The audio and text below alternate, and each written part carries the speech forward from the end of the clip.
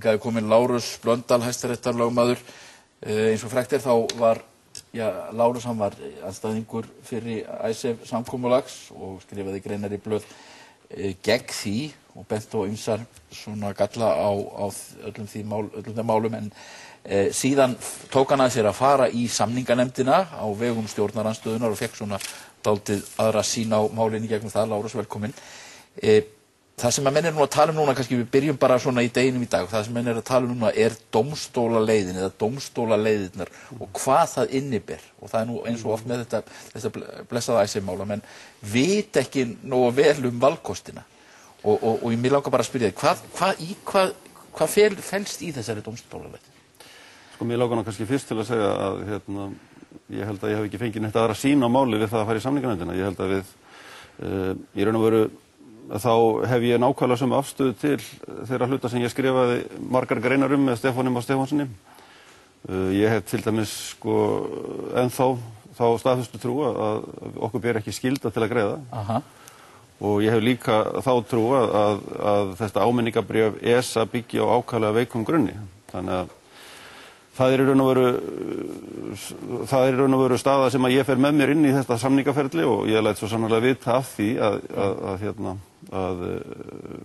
í þessum samningum að við teljum okkur ekki hafa neina skuldbindingar, neina lagalega skuldbindingar til þess að greiða þessa fjárhæði sem verið að krefja okkur Og það var það sem að samninganefndin gerði grein fyrir, það ekki líka þið í samninganefndin, þú og Buchheit stóðu fastir á því. Algjörlega, og það var algjörlega skýrt að við myndum ekki ganga til samninga nema þeir fælu í sér að við varum að skipta með okkur þessum kostnaði sem að hlýtist að þessu máli. Við getum náttúrulega, til að vera sjálfum okkur samkvæmir, þá getum við náttúrulega líka sagt að Bretar og Hollendingar höfðu enga skyldu til að greiða þetta.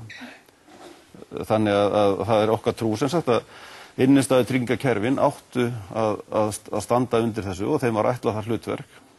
Þau gerðu það ekki og sjálfsagt hafa ekki gert það í Bretlandi heldur ef að þau hefur þurft að standa alveg sjálfstæð. En Bretlandi taka þá afstöðu að bara taka bankana í sinn faðm og bjarga þeim langflestum og það er auðvitað mikill kostnaður í því fólgin og það er auðvitað umfram skyldu. Þetta er auðvitað bara eitthvað mat sem að menn leggja á það hvað er skynsamlegast að gera. Það var pólitísk ákvörðun. Pólitísk ákvörðun að mínu mati og byggir ekki á neinni lagaskyldu og þannig að það má eiginlega segja að enginn þessara aðila sem situr við samningaborðið bara einhverja skyldu á okkar mati til að greiða þetta. En hins vegar er þegar við nálgumst þessa samninga þá liggur þetta sem alveg fyrir að við teljum okkur ekki hafa neina skyldu til að gera þetta. Við gerðum líka mjög skýra grein fyrir því að við höfum engan ótta af þessu áminningabréfi ESA og þannig að við vorum ekki að semja út frá einhverju hræðslu. Við vorum að semja, við vorum að reyna að ná samningi sem að þjóðin geti sætt sig við og væri sanngjörn og á þann hátt sem að svona samningar geta verið sanngjarnir og viðunandi fyrir fullvalda þjóð að semja við aðra þjóðir en ekki eins og hinni samningarnir voru kannski þar sem þetta var eiginlega lánasamningar og ómerkiljóstu gerð þar sem að við vorum algjörlega undir í öllum atriðum. Já. Þannig að ég svari því nú strax, en síðan þegar menn tala þessa dómstólaleið, þá er það nú einmitt þannig að ég lít svo á að það séu tveir kostir í þessum samningum. Það er annars vegar það að menn samþyggi auðvitað samningana og þá verður gengið til að farið að ljúka þeim og á þeim grundvelli sem fyrir liggur. En ef þess er hafnað þá stendur ekkert annað eftir annað en þetta fari sína leið í gegnum þá eftir dómstóli vantarlega. Það liggur semst fyrir, eins og ég heyrði nú að var rætt hérna áðan, að við erum búin að fá áminningabréf frá ESA og í því er settar fram ákveðnar skoðanir sem að ég er ekki sammála en enga síður. Það er byggt meðal annars á því að við höfum ekki sett upp þetta innistæðu tryggingakerfi með réttum hætti og líka á brotum á jafnræðisreglunni. Mismunun á grundvelli þjóðernis. Eða staðsetningu þessara banka. Já. Því að við þetta borguðum útlendingum sem áttu í bönkunum hérna á Íslandi, þannig að það er bara staðsetningin sem að réði því að þetta er sem sagt svo staða sem er uppi og það er alveg ljóst að þetta ESA-mál hefur verið í biðstöðu á meðan að við höfum staðið í þessum samningum og það liggur líka fyrir að ESA mun ekki halda málinu áfram ef við ljúkum málinu við Breta og Hollendinga með samningum. Þannig að ef við sem gerum það ekki, að þá liggur það fyrir að ESA mun halda áfram með málið og það eru alla líkur á því að þeir munu halda sinni afstöðu og þó svo við komum með okkar sjónarmið sem við höfum eftir að gera, að þá muni þetta fara, sem sagt, þeir munu vísa þessu máli yfir í EFTA-dómstólinn og þar muni þetta fá sína eðlilegu meðferð. Þannig við erum komin á þessa leið nú þegar. Spurningin bara svo, förum við áfram eða stoppum við og klárum þetta með samningum. En sko, það hefur verið talað um að EFTA-dómstóllinn, ég skal þetta spurningi, hvaða dómstóll hefur lögsögu í þessu? Og nú hefur komið frá það viðhorf að EFTA-dómstóllinn, hann geti dæmt í þessu máli, en hann geti til dæmis ekki dæmt okkur í sektargreiðslur og það þurfi þá að fylgja niðurstöðu EFTA-dómstólsins eftir í íslenskum dómstóli sem þá bara héraðsdómur Reykjavíkur og síðan Hæstaréttur. Já, það alveg rétt ef þú vilt fá aðfararhæfan dóm. En nú erum við nú eins og að tala um milliríkjamál. Við erum að tala um, það ágreiningur um það hvort að Ísland hafi staðið undir sínu skuldbindingum samkvæmt EES-samningnum. Nú, það alveg ljóst að niðurstaða EFTA-dómstólsins mun klára það mál hvort að þetta sem sagt samningsbrotamál, hvort að við höfum brotið gegn samningnum eða ekki. Já. Þannig að svo niðurstaða við töpum málinu, hún þýðir í raun og veru bara það að við höfum brotið gegn EES-samningnum. Já.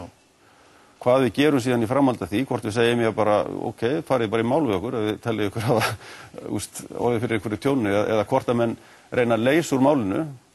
Við erum náttúrulega konur mjög þrönga stöðu og ég fæ ekki séð að niðurstaða þessu tagi að hún per se verði til einhverja endurskoðunar hjá íslenskum dómstólum. Þó að þetta ferli myndi ekki verða þannig að EFTA myndi dæma, að EFTA-dómstólinn myndi dæma og við færum síðan með þetta bara í héraðsdóm og hann dæmdi svona eftir Já, það ég held að menn að byggja þeirri niðurstöðu að þetta samningsbrot hefði átt sér stað, síðan getur menn fara að deila um það, hver var fyrir tjóni og orsakasamband og eitthvað svona, sem að, og semst þetta verður þá bara eins og bótamál á grundvelli þess, það liggur fyrir að einhver braut af sér, og gerði eitthvað af sér, spurningin þá bara sem stendur eftir hverjar eru bæturnar, En þannig að þá erum við aftur að fara að semja um bætur. Já, þá höfum við náttúrulega ekki þá stöðu að geta sagt það sem við höfum sagt hingað til. Við höfum ekkert gert af okkur. Það náttúrulega það sem við höfum gengið út frá hingað til. Þannig að við þessar aðstæður sem að ég alls ekkert að gefa mér og þvert á móti, að yrði niðurstaðan. En það samt ekki hægt að horfa fram í því að það eru, ég kannski nefni það í þessu, að ég heyrði nú í útvarpi í morgun, þegar menn voru að tala um að menn hefðu sem voru á móti hefðu núna skipt skoðun, það á alls ekkert við það sem ég að segja. Það hefur alla tíð verið í mínum huga alveg ljóst að það alltaf áhætta í því að fara fyrir dómstóla. Ég vinn við það, ég lögmaður og ég veit alveg að þó menn telji sig hafa gott mál, þá getur oft verið skynsamlegt að semja og oftast nær skynsamlegra að semja heldur en að fara í dómsmál.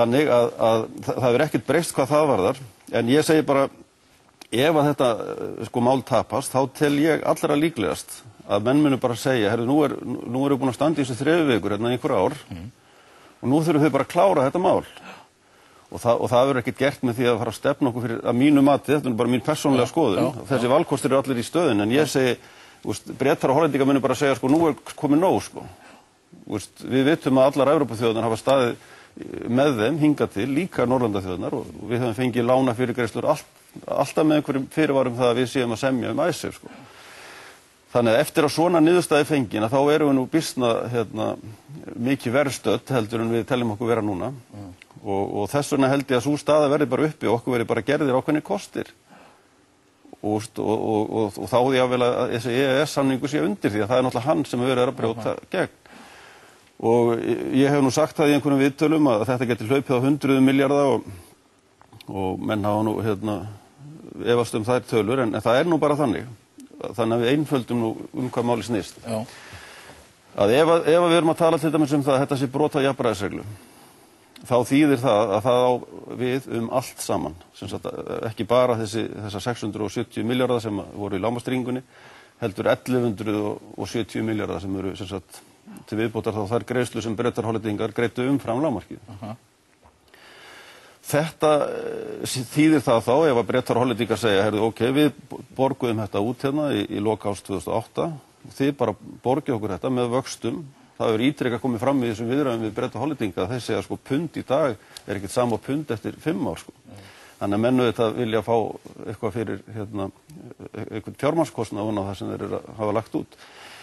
Þannig ef við bara gefum okkur það, bara til þess að nefna einhverja tölu, þó mér leiðist nú að vera í þessu hlutverki sko, lögmanns breytta hollendingar sko, en þá get ég ímyndað mér að kröfugerðin sem að þeir myndu setja fram og ætluðu sér að vera sanngjarnir, þá myndu við segja, ok, við skulum bara, þið greiðu okkur þetta tilbaka á til dæmis vöxtónum sem að Portúgalar eru bara að taka núna, bara á frjálsins markaði, eða það sem Írar hafi verið að fá í gegnum Evrópusambandið.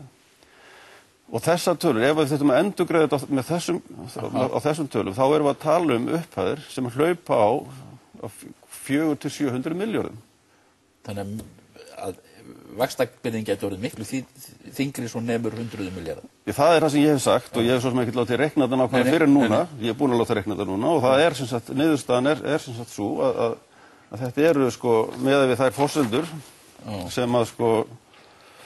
sem eru þá þær að greiðslutíminn á þessu verði reynda tvöfalt hraðari heldur en við gerum ráð fyrir að væri mögulegt í samningaleiðinni. En þetta eru bara það háar upphæðir, það þarf svo, þú þarft að greiða miklu meira til að ná því. Að þá erum við að tala um, sko, ef dómsmálinu lýkur 2014, þá getur þetta farið allt upp yfir 700 milljarða. En ef þið lýkur með við þá vexti sem Portúgal með við myndum við ljúka 2012 og við erum gengið frá því þá á þessum kjörum og þá erum við að tala um eitthvað rúmlega 600. Þannig að, og þessar tölur eru nokkru lægri ef við nótum íravextina. Þannig að þetta eru sko, auðvitað má kalla þetta einhvern hræðsluáróður, en þetta er kannski svona viðbrögð við því að maður er að sjá uppstillingar. Já. Það sem segir sko, samningurinn hann kostar 25 til 200 eitthvað milljarða. Dómstólaleiðin kostar 0 til 140 milljarða. Og það er auðvitað ekki hægt að horfa á svona tölur vitandi að þetta stenst enga skoðun á þess að benda á hið augljósa að það er sennilega meiri áhætta í krónumtalið við dómstólaleiðina nokkuð tímann heldur en samningaleiðina.